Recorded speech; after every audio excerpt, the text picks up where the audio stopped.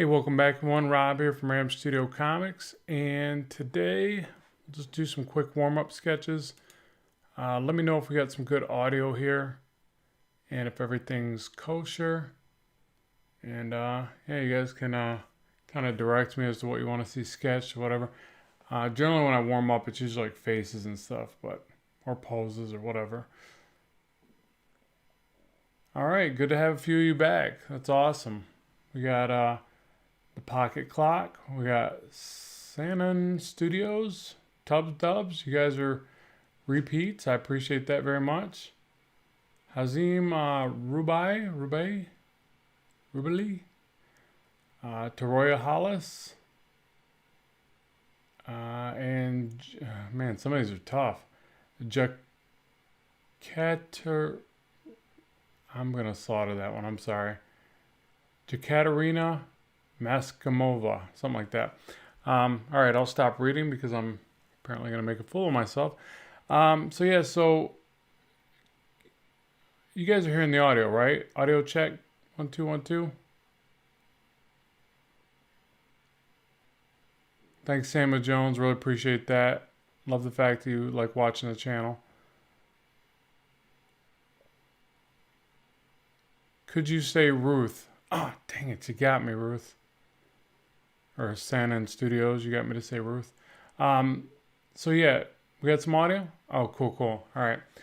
Alrighty, so this won't be a very long one, unfortunately, today, folks. It's just a warm-up sketching kind of video. And I got another recording that I got to do with somebody else, 1 p.m. Eastern Standard Time. So it won't be very long. So let's jump in and let's just... she's so happy. Good to hear it. So I'll just start sketching some faces, or you guys can let me know what you want to see. But generally, when I warm up, I'll just start drawing some different faces. It usually sparks some ideas, but there's no guarantees, right? Sometimes I got to read some comics. Sometimes I got to pop in a video game for a little bit. Yeah, I've been all over the place trying to find inspiration and ideas lately, but sometimes they come easier than others. I'll tell you, I think it's part of it is it's just been a long, boring winter. And now it's starting to finally get nice out. Did a bunch of work. I cut down 3 trees yesterday. Can you imagine that? I'm an art guy. I sit at a table drawing pictures. I was out there chopping trees like a lumberjack. But yeah, that's the joys of being a homeowner with trees on your property. But I got it done. Still got all my fingies, so that's good. I'd say that's a win. But yeah, I'm always real careful with my left hand though, and my drawing hand, me art hand.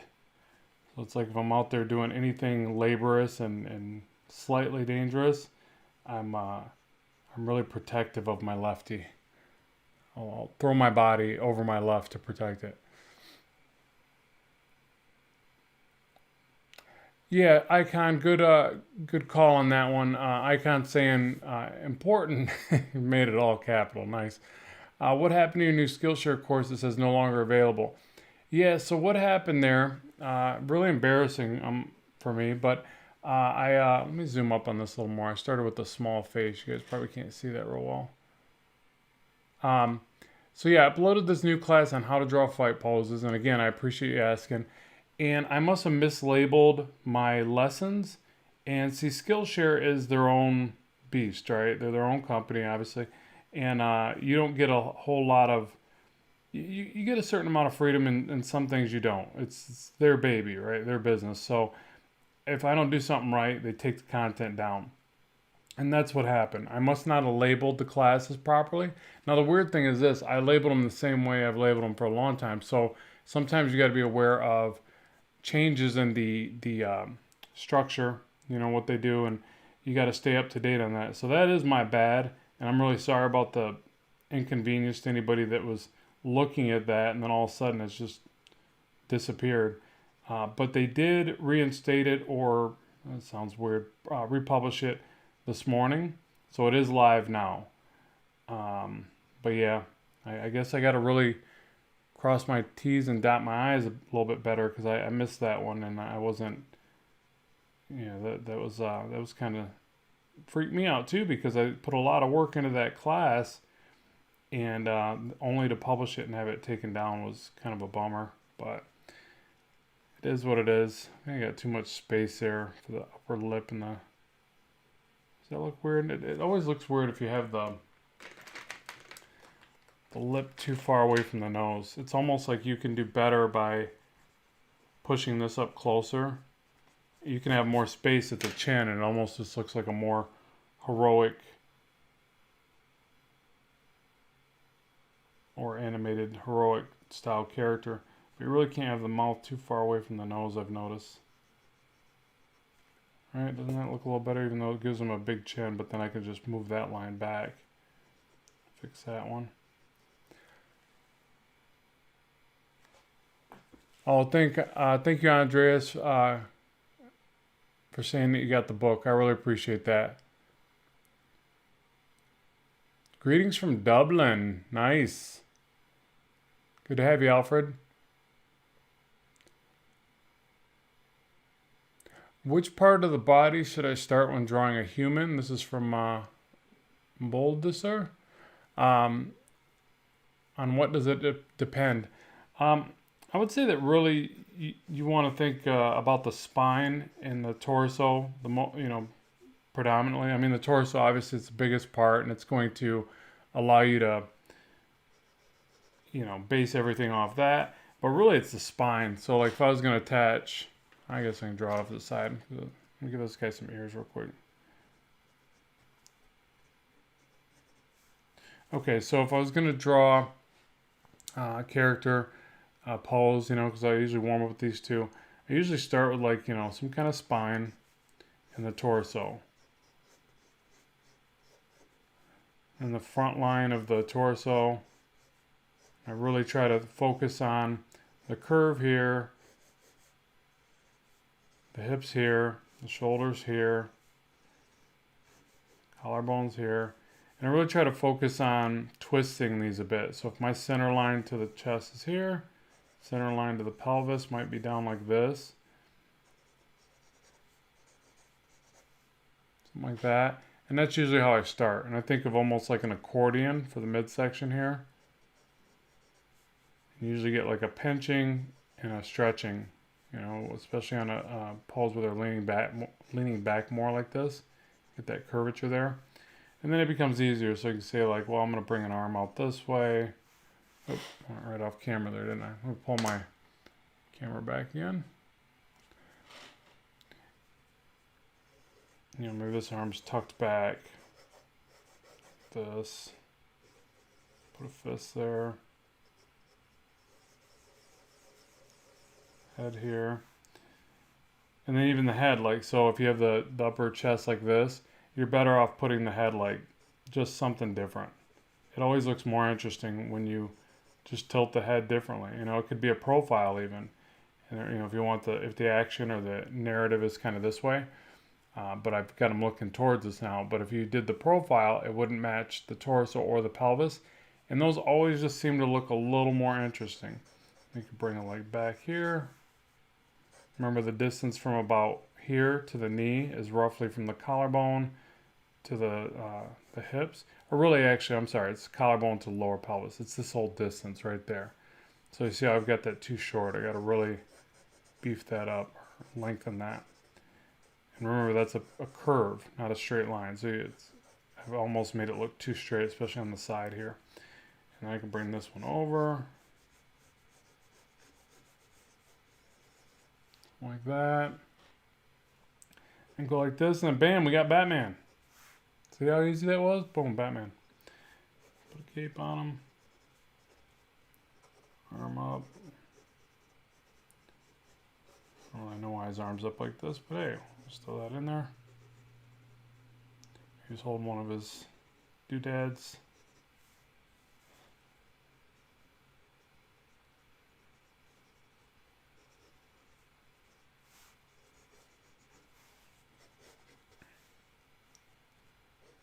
But yeah, to your original question, I think the torso is the best point to start with. It's not like I would try to start with a leg. I'll tell you, the only time I do start with a leg, it's funny you say that, and then I'm trying to say I would never do that, but I do that when it's extreme foreshortening. I will sometimes start with a foot, because I just cannot draw legs in perspective as well as I would like to. It's something I have to really keep working on. So, and that last class really kind of pinpointed that for me, because I kept trying to draw these kick poses, and I'm like, wow, kick poses are pretty tough when they come right at camera.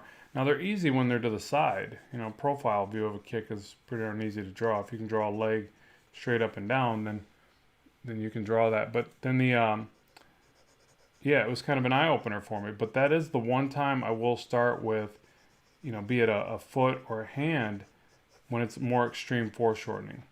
I really need to widen them out. He looks way too thin here, but it's usually pretty easy to do that. You can just kind of keep beefing up the lines outward once you have the pose. I generally will start with a skinnier pose first, because I always find it easier to throw muscle on than the other way around. Just like if you were to draw the skeleton, you just pack muscle on a skeleton, it still works, because, you know, that's what we all have relatively similar skeletons, but then we're able to pack on a lot of fat and muscle, and some are better at certain aspects than others. All right, I'm pretty good at packing on the fat, and the muscle's a little harder, but I'm back at it, folks. Hitting it every day like a beast and getting less than desirable results. But hey, I'm doing it. The main thing is I'm doing it. Yeah, so something like that. I mean, that's kind of an awkward pose, but then once I soft erase and redraw it, oh god, where'd I put my, oh, here it is. Kneaded eraser. Got the legs too big, the upper body's not big enough, stuff like that. But then I would go through here and try to fix it.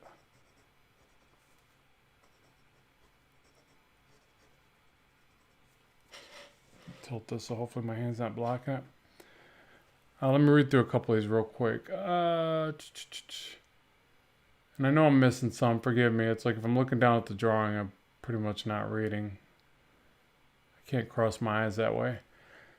Honest question, I'm practicing drawing heads, front view, and the hardest part for me is the angle jaw of the jaw and look of the chin. How do you figure out how to get a natural looking jawline? Ooh, that's a tough one. You know, it's, I think it's important to look at anything you can that resonates with you on that. So for instance, I really like animated flicks. I also like looking at actors and actresses that kind of have that look and that feel, that character that I perceive. Now obviously you're going to stylize it, you know, but if you find somebody like I don't know, Christopher Reeve for Superman, or like Henry Canville,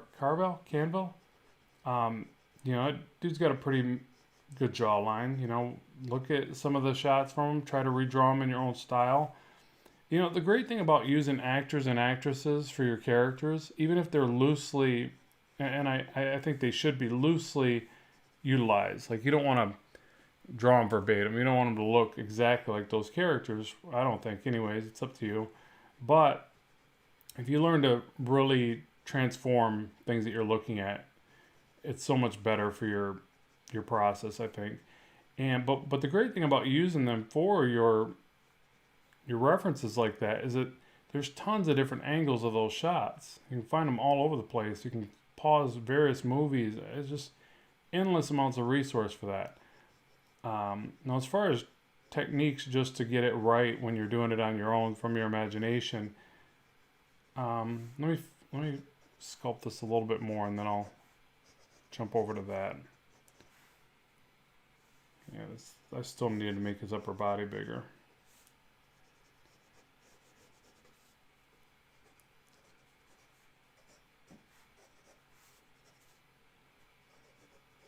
Maybe it's Bat Boy.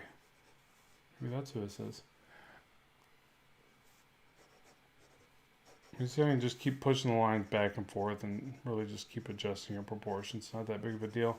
I think ultimately it's better if you just have the lengths of proportions right first.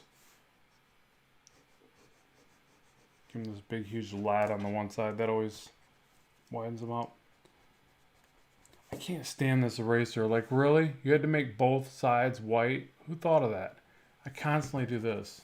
Like, it's not working. All right. Anyways, so the jawline. Jawline on an angle, maybe. Hey, One Mighty R, thanks very much for that. That was very cool of you. I will use that to buy a delicious cup of coffee. Thank you. Draw bobs. I'm thinking you're missing an O there, right? The guy that said draw bobs. Can you please help me with drawing what I had imagined? Okay, so let me see if I can offer some insight on a jawline. Now, obviously, when they're straight across, you know, if you're having a tough time, also make sure to do these cross sections. You see how, like, almost every time when I do this, I realize how unsymmetrical my faces and my characters tend to look. But it's just good to have one of these round. And, like, look at that chin. It's crooked. My mouth is crooked. Oh my God, it's all crooked. But anyways, you know, as you refine it, you kind of check it. So it's good to have your rulers in place. But imagine you're talking about on an angle. In fact, comment real quick, what angle are you talking about? There's 3/4, there's 7/8. Are you speaking of an angle? I'm going to assume you are. So for that, you know, if you were to do the Andrew Loomis method, circle, oval to the side. And I know people always wonder, like, how big do I make this oval? I usually go right about 6 or 7/8 of the overall height of the sphere that I put into place.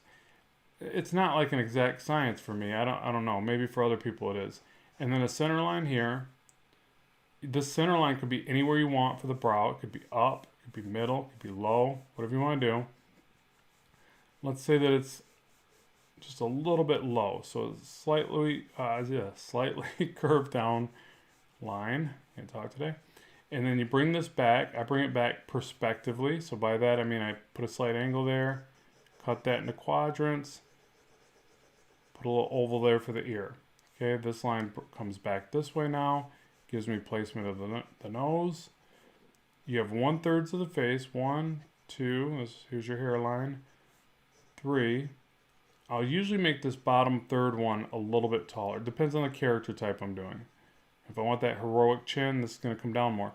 So now once I have these marks here, that's when I try to figure out my jawline. Now my jawline, there's different measurements. I'll sometimes cut this in half. I'll sometimes divide this into thirds. Whatever. And sometimes I'll just make the mark there. It's not like, again, I don't feel like this stuff needs to be so perfect in your approach every time. Because, you know, you're going to make all these different characters anyways. So something like that, bring it down, bring it over. Now, as the head starts to turn away, we start to get less of this jawline. So what I generally will do is curve the line here first. And usually we'll add a little bit of distance on the top of the head as well. So I move this stuff around a lot. And see now, as soon as I add this jaw, I just feel like one of two things needs to happen. This jawline either needs to come up or this line needs to come down. That's just a weird looking slope. That doesn't even look like a face. But you might be wanting to do something a little more caricature and fun, and in which case you'd leave that, right? So it's up to you. But I feel like for a standardized, iconic superhero male character, I'd probably bring this up and then bring this back, maybe even lower that a little bit more. So I'm just going to get a little bit more of a squared off line there. Like that. I also like to bring this line across here, this little curve. And that's kind of where I start to pinpoint, okay, is this center line over far enough on the head where we're not going to see this other jawline? Because if it's, the subtlety of it is sometimes you see just a little bit of the other side of the jaw like this. And in which case, you pull back out your ruler, you know, make sure you got some marks to guide you. So it seems like I need to do this part earlier on. And then when I do that, I tend to get a better face. So just a couple little light guidelines. They don't have to be in the perfect place. But what it does for me is it just helps me to spot any little asymmetrical things that I'm doing. Not totally necessary. Some people like to draw just more freehand. You're probably not going to need this then. All right, so a little curve to the back of the, back of the neck there. And yeah, so the jawline, I think we'd see just a little bit of it from this angle.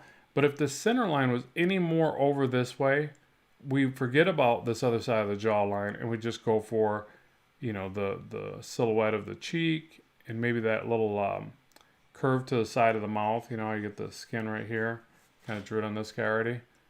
You start to see that more. So as the head starts to turn away, you have to drop this information.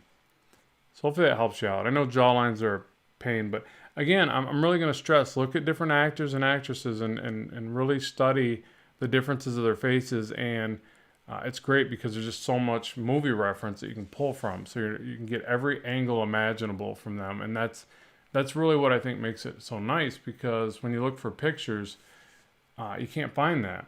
Even obviously you got comics and you got like looking at pictures of Superman and Batman and whoever and drawing them from different angles as well. But the only bad thing there is that you are getting their stylized representation, where sometimes I like to be the one that adds the style. So it's up to you. I think you need to do both.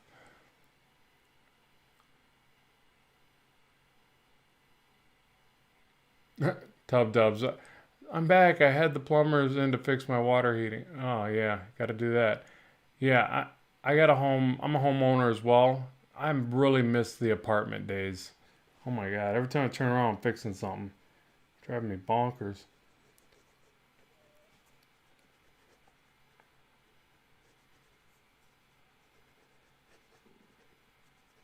All right, after I did the last one as a mad face, let's change the expression. You're probably getting bored of all my mad faces. I don't know what it is. I draw a lot of mad faces. It's just like the first thing I go to. Gravitate towards the angry face. I think you guys have like called me out on it on the channel too. It's hilarious. So let's bring the brows up and we'll make a scared face or surprised.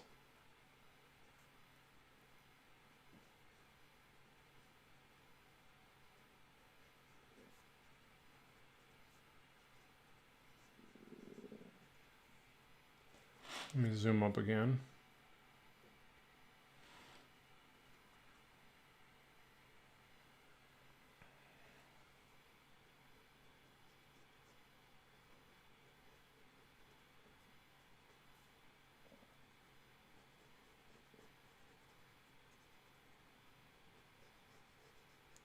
So who else is excited for the new Invincible series coming out? When does that launch, by the way? I do not want to miss that. I think we get started with like 3 episodes or something. That's going to be awesome. Really enjoyed that book series. That was the last full, like long-winded book series that I read. I read every. I'll tell you what, it's probably the only time I've read every episode of anything, to tell you the truth. But I did. And yeah, great story. Robert Kirkman, you are the man. And Ryan Otley for the amazing work. It was cool to really see his work transform through that book as well. I mean, I think it started off pretty darn nice, but then it got a lot better by the end.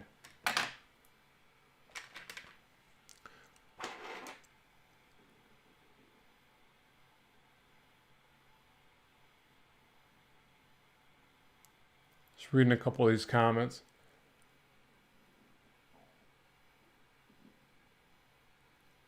So yeah, Salutis Eversol. Thank you, Rob. You're welcome. Thanks for thanking me. And then I've been spending months on head design and practice and won't give up. Yeah, you really can't. And it's not easy to come up with lots of different heads and designs, but over time you get better and better at it. And Yeah, it's a beast. Like I just look at it like it's not easy, but it's so worth it when you get better at it. And but don't think that once you get a certain comfort level, the hard work's over either. Because I'll tell you what, like lately, I have been really fighting to get a level of quality that I like. I don't know if it's like all of a sudden I've become more critical of myself and my work. It's possible. Uh, we are our own worst critics, as they say. But then it's just like my imagination isn't on fire like it was before, and that really sucks. But I'm fighting through it. You know, I still draw every single day, no matter what. Still bring you guys content and make videos, even though I'm sitting there going, is this good enough? Does anybody even like this? You know, like, but what I'm trying to tell you is that you just keep doing it, and it's not like the stuff gets better really quickly, like we all want. Not always, but every now and then it does improve, and that's you're only going to get that if you put in the effort, even when it feels like the needle's not moving. I always compare drawing to working out. Same thing, especially now I'm a 45-year-old guy. Working out has gotten harder. I don't see the immediate gains like I used to when I was a younger dude working out. Uh, and that's just life. That's just and I guess that's life differently for each one of us. It's subjective. Like you might be really good at drawing for a week and getting a lot better, or working out for a week and seeing results. But then some of us have to work really hard to get those results. But I kind of like that part. Like I do, and I don't. Don't get me wrong. I would love to just be much better almost immediately. But then again, I like the pursuit. I like the challenge. Let me try a different face. I'm gonna draw a little bit bigger too, because these little small drawings are harder for me to get the detailing on. Let me double check our timing here. Yeah, we got a little bit of time left. Yeah, I got another recording I got to do by 1 o'clock Eastern Standard Time. But I'm going to start doing more of these traditional art videos and just drawing on paper again. I feel like that's what I need to be doing. I keep drawing on my tablets. What do you guys like better, traditional or digital? Or do you like seeing both on the channel here? I'm always asking this question. And let's see, March 26th on Amazon. Thanks, Fabian. Yeah, I can't wait to catch that. That's gonna be an awesome series.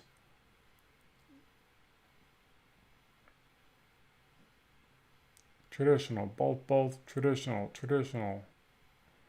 Yeah, it seems like more people are in favor of traditional. Okay, so for this one, let's try a female character. So again, I'll start with the circle for the head. Draw this a little bigger. I'll angle the face even more. Side of the head. I'm going to just go right for a head shape on this one.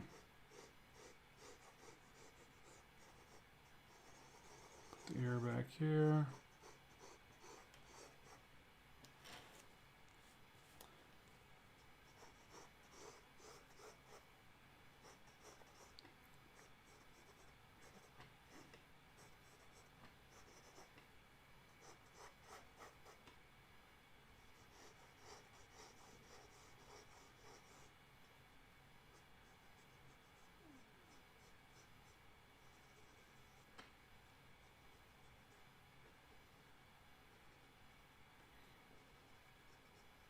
I should be using Bristol board, but I tried some new paper. This is Strathmore. Wait, let me double check before I say the wrong thing.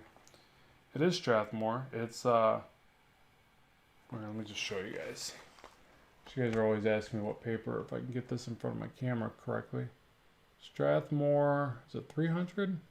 11 by 14, 70 pound. I think it's 300 series. Yeah, it's 300 series.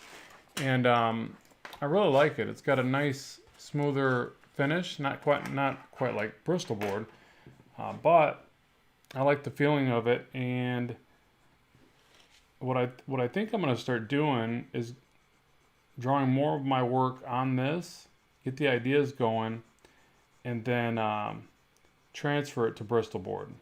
So I'll share more videos as I do that, but I think that's what I need to be doing. And I'll still probably do my, predominantly my inks and colors on the devices. Definitely my colors. I can't color on traditional for the life of me, but hey, I could practice that as well, I guess. Um, but yeah, I just like digital color. I just do. It's fast. It's clean. I can clean up little imperfections if I'm working traditionally and bringing it over. I can, adjust things on the fly.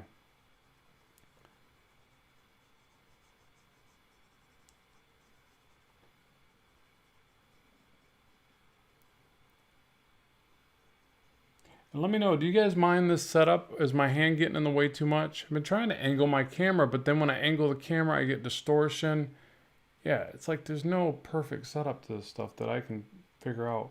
Like right now, I have my camera hanging over upside down and backwards over my table just to do this. But it's the only way I can do it where I can get my face close enough to my art, because I tend to hover. Like I'm really bad about that. I sit like right on top of my art. Like this is even awkward for me because I would normally have my face like right over the artwork. Setup is great. Cool. Thanks, you guys. Appreciate that. Let's see. Pat Partling Miss says, I got a Strathmore drawing journal that has some cream colored paper in it, and it's like heaven to work on. I love it. Dang. Journal was $20 though. Cheese and rice. Nice. Cheez-Its. That's the one I've been saying. Just because my kid, he said it one time, but he wasn't even meaning it like that. It just sounded like it. Those funny moments where you think your kid is swearing and they're not. Thanks, SCS Powerlifting. Very cool of you to do that. And so, yeah, so I'll have to try that paper. I have been wanting to try the colored paper or the darker paper and then work with some of the white colored pencils. I just think that's so cool. Like I really like seeing the darker, grittier characters done like that. The Spawns, Hellboys, those types of characters are kind of neat on that darker paper. But even the cream color paper, I think it's nice to not always just work on the same stuff. Kind of break it up a bit.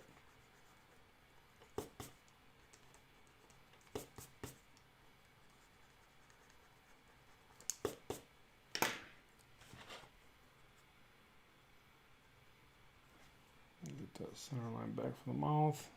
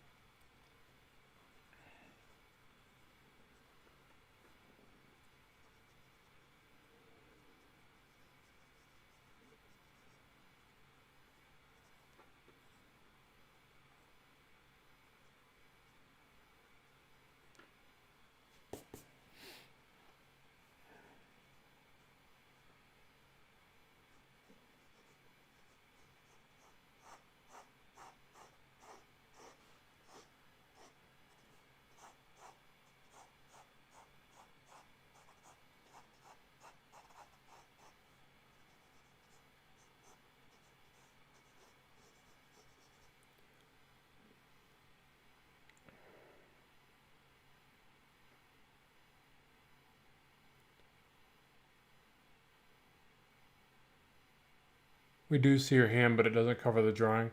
Yeah, thanks. And I'm so self-conscious with this stuff. Like, am I doing it right? Like, is anybody, checking it out and then going, well, goodness, dude, we can't see it. It's kind of a weird thing. And yeah, I don't want to cover up the artwork. And I feel like I do that more. Like, I see some artists that draw more like this, but it's just not the way I draw. So then I'm feeling like my art is coming out less than desirable. Yeah, I tend to like really kind of be on top of it. And if I move the camera over slightly, yeah, it does work as far as making it a little bit easier to see that way, but it distorts the artwork. So then I never know which. This is like the camera is directly over the artwork right now. So that's the way I've been doing it lately. And I do want to just settle on something. Quit moving it around and messing around. I move my studio around like every other day, and it's getting to be too much. Like I need to just pick something, chill out for a bit, run with it, But yeah, I'm constantly moving stuff around. I can't settle on an idea. I lack focus. That's why I like making the classes, because they force me to stop what I'm doing and focus. And but I need to apply that same process to my book and get the book done. I have started another how to draw book, just so everybody's aware. And I'm not saying it's going to be out anytime soon because it's going to be a massive undertaking, but I did start it. And this one's going to be entirely self-published. I'm done using publishers unless they give me a really sweet deal. Yeah, I'm not too happy with the last publisher I used. I actually got sold out to Penguin Random House, and then thinking, oh, they'll do better now that they got the book, the one I did for Impact Publishing. No, it's, you know, those big publishers, they're just, I don't know. I'm not digging them. But whatever. Just do it on my own. Right, that's what everybody's doing anyways. It's cool to see all the amazing comics that come out of like things like Indiegogo. And I remember back when I first got into it, when I was in independent comics, it was like, I don't know, it was almost like it wasn't as cool or something. Like now it's pretty cool to be in an independent comic team, person or team. Where back in the day, I remember it was like more like, oh, I just wish we could work for the big guys. And we'd sit over in Artist Alley doing our little things, our little zines, and trying to get our books and, you know, get up to full-size books and then get up to color books and things like that. But shoot, now it's like, man, there are some beautifully done independent books. I mean, some of the best books out there look like they're independent. It's just really cool to see. But that's why you gotta love things like YouTube, Indiegogo, Kickstarter, Gumroad. All these things are just amazing for creators. I think it really made all that possible, basically.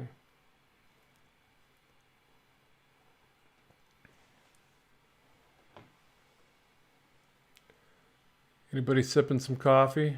I'm on my second cup, by the way. Look, my hand's not shaking much.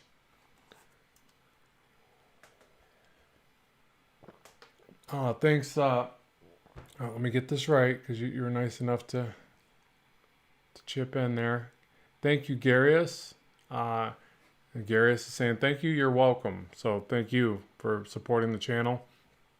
And that's awesome. Yeah, I love doing this stuff. It's like I'm very lucky that you guys like watching it. So you know, it's a win-win, baby. I think I've been on YouTube 7 years now. Like it's coming up on a decade. It might be 8, but I usually subtract 1 year off because I started the channel and then I didn't do anything, or I did a couple videos. And like most people, I was like, oh, it's not doing anything. Nobody wants to see me on YouTube. And I just, stopped doing it. But then I came back and started uploading again. And it started to pick up. And I saw some slow growth. And I'm like, hey, I can watch grass grow. I can do that. So I just sat there and kept going. And then a few little things happened. And things got a little bit bigger and a little bit bigger. And here we are. We're at 180,000 subscribers, folks. Thank you guys. That is awesome. Like, I didn't think it was going to get that big. I probably said that 100 times in different videos, but I really didn't think it was going to get to a level where I'd have 180,000 subscribers. I don't think I've ever had 180,000 of anything, ever. No, that's not true. Maybe 180,000 comic books? No. Definitely not that. I wish I had that many. But yeah, so it's just kind of neat, and I'm very thankful, very grateful. It's awesome. And now I want to get to 1 million. Does that make me greedy? It does, doesn't it? It makes me a bad person. But I want 1 million subscribers. I want that big, cool button on the wall, that YouTube award for 1 million. No, I don't want a million. I couldn't. I guess I look at it like it'd be cool, but then how would I possibly help a million people? There's no way I could do it. I wouldn't be able to comment as much. I would still make videos, but yeah, maybe that's too many. Let's just shoot for like 250,000. We can do that. I think we can get to that.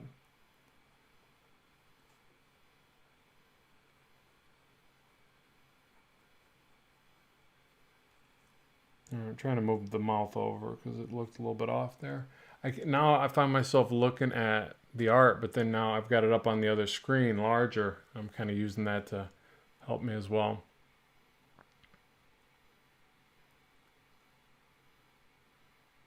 All right, let me read through a couple of these comments.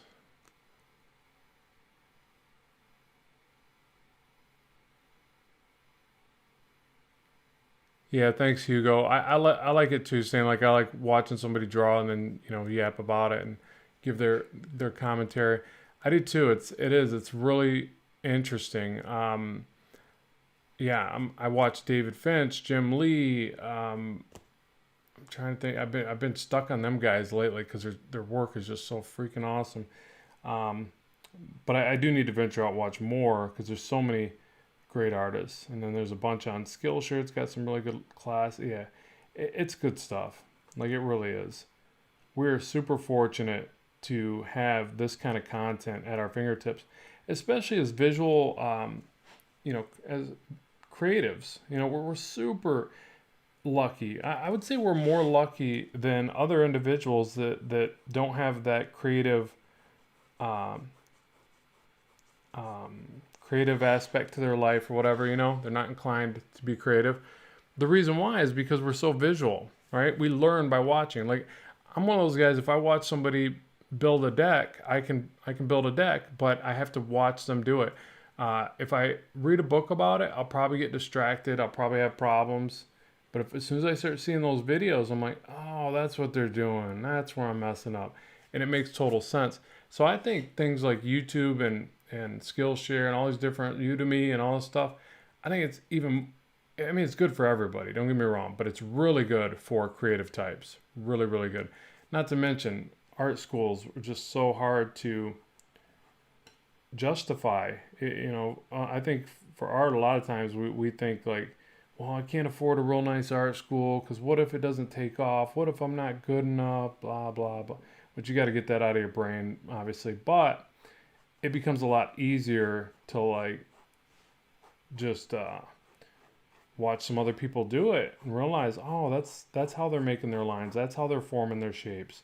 It's not rocket science. I can do that. It's just yeah, it's just learning the tricks of the trade. And it was so hard before. Like my favorite thing was going to comic conventions and just watching people draw. And it probably would bug people like, buy a book, stupid. What are you doing here? No, I just want to watch you draw and take your secrets.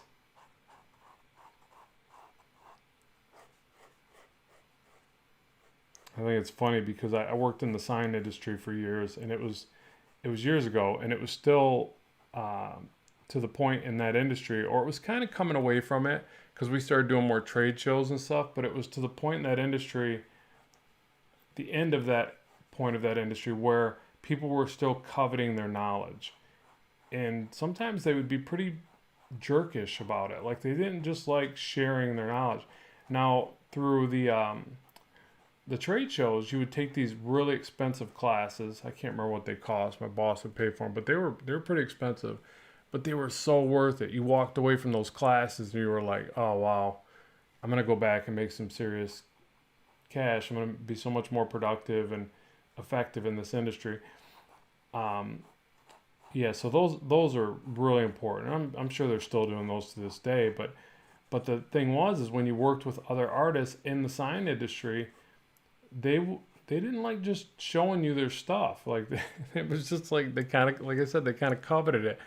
And I get it, I do get it. Like it's like you're afraid somebody's gonna take your job. You're afraid somebody's gonna take it and run, I guess. But then again, it's not a really good work environment. Like we have to just share what we know. We all grow and learn together.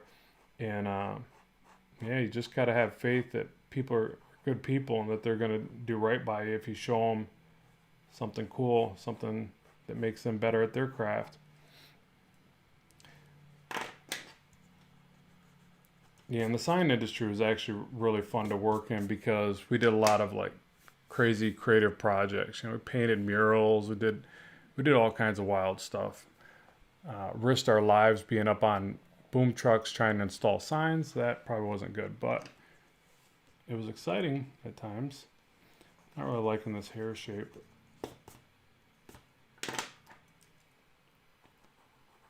Okay, let's see how much more time we got. Like I said, this one's going to have to be short because I'll have to prepare for the next video.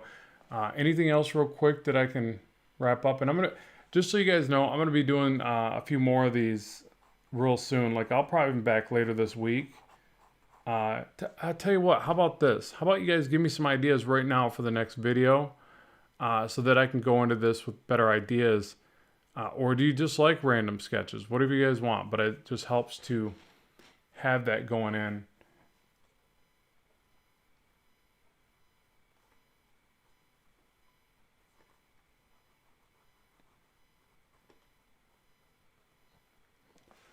All right, let's see here. I'm going to read a couple of these.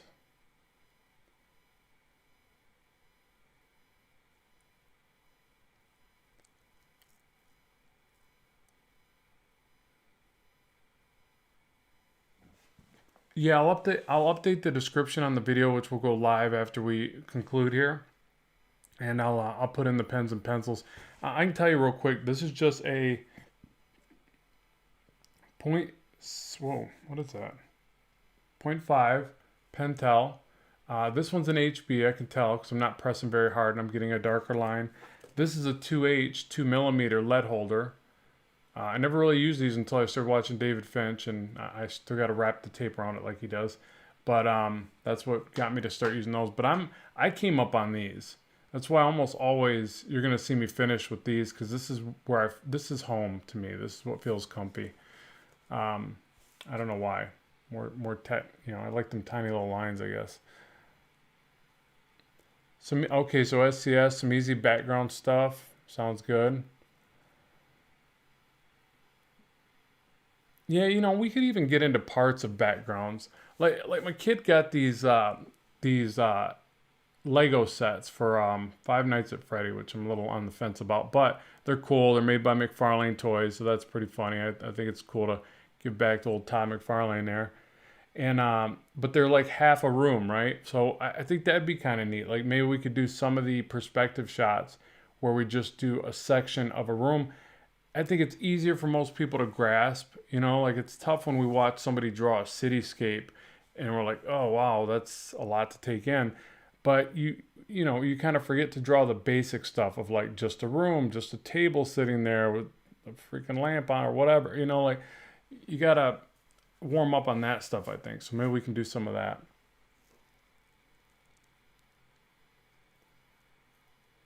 Yeah, Rick Bulow.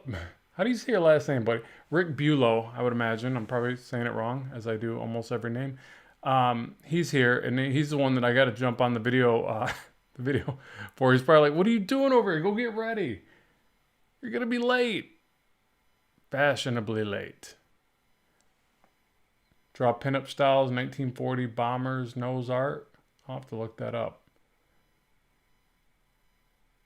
Oh, I see what you're saying. The pinup girls on the bombers, old school paintings, right? Yeah, those are sweet. That would be fun. That would be really fun. Boneyard, thanks for that. Very kind of you. Love that name, by the way. Boneyard sounds tough. That's a bit like a cool name for a band. Boneyard. Hey, where are you from? Or you just put you from? I don't know if you're asking me. I'm from Michigan, mid-Michigan. Over by D-Town, baby. I grew up in Flint.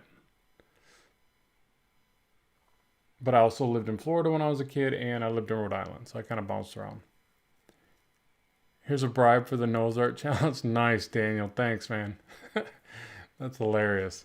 No, I do think that's a good idea. I'm sorry I didn't know what you meant at first when you said that, but that's actually a pretty cool one. I'll pull some reference on that because generally once I pull some reference and build a file for it, then it gets me kind of geared for it, you know. And is that that's not Norman Rockwell type stuff, right? He had a similar style though, right? But that wasn't actually Rockwell's work, was it?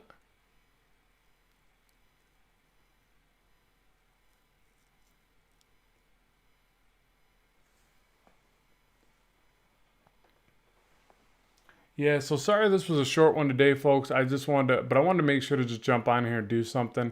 I really want to get in the habit of doing these because they're fun. They're a great way for me to stay drawn, like uh, whether it be sketches or working on the comic or whatever. Stay productive, but keep bringing you guys content. So I appreciate everybody popping in and saying hello. I appreciate people supporting today. That's fantastic. Really helps out, and thank you for that. Um, so yeah, so maybe we'll do some. I like the two ideas so far. Are more like some landscape or some perspective work, and then the nose art challenge. And then keep in mind too, I'm going to be doing another art contest real soon for you guys or with you guys.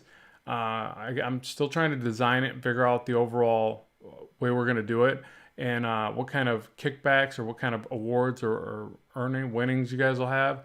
I'm thinking like I don't want to just give you guys, hey, here's access to my courses or a free book. I just feel like that's a bit silly. I'm probably just going to give out like cash prizes. I didn't know if maybe like a tablet or there could be like maybe like second or third prize could be some art supplies. But I figured like cash is king and just give back like a money prize for number one. But yeah, so you guys are welcome to give me ideas for that as well. But basically, be on the lookout for that. I think we should do another art contest, and that'd be my way to say thanks for all the support of the channel. Deadpool from Agency X. Oh, you're saying draw Deadpool, Rick? Is that what you're saying? Yeah, thanks for being here, Tub Dubs. So, yeah, so at any rate, thanks everybody. I'm going to get out of here and get ready for that next recording. And then, yeah, I'll be back later this week. I should probably get on a schedule, right? Instead of just saying later this week. But I'll figure that out as well. But I will be back. Hopefully you can join me. And thanks so much for popping in today and warming up with me. It's awesome. Oh yeah, and I'll see you tonight for a little bit with David Finch. No, I gotta check that out. It's a tough one for me because it's right when we go from having dinner to getting our son ready for bed, and it's like a tough point. But I'm almost always there, at least on my phone. But then I'm afraid to comment because I'm like, well, if I start commenting, I get into it, and I gotta jump off because I gotta put my kid to bed. So yeah, so that's the only reason why I sometimes miss that. But I'll try to be there tonight. Yeah, I love David's work, obviously.